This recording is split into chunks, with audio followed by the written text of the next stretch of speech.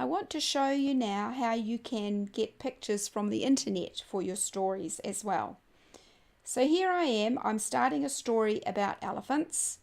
If I go to the picture icon, click on that, and this time go to internet search, click on that.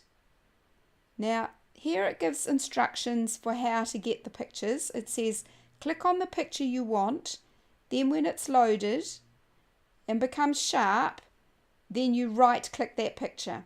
It takes a little while, but once you've clicked on that internet search button, it will bring you straight into Google Images. Now it's very important that before you get your picture that you go to the settings button and go to advanced search.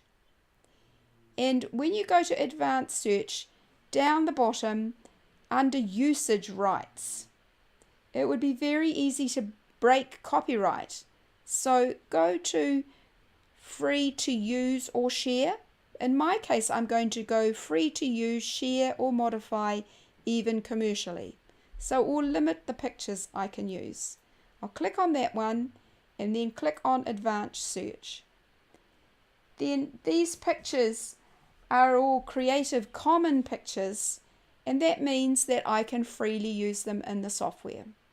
So to use an image, I'm going to click on the image and then right click the image and click on copy image.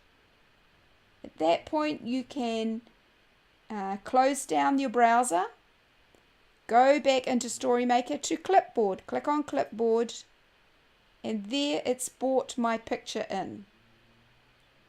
So we're going to say save, and there is our picture of elephants.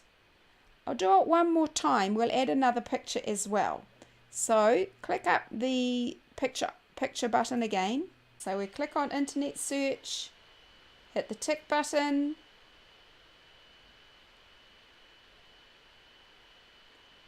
and we're going to find another one. Let's take this one here. That looks like a good one. So we click on it.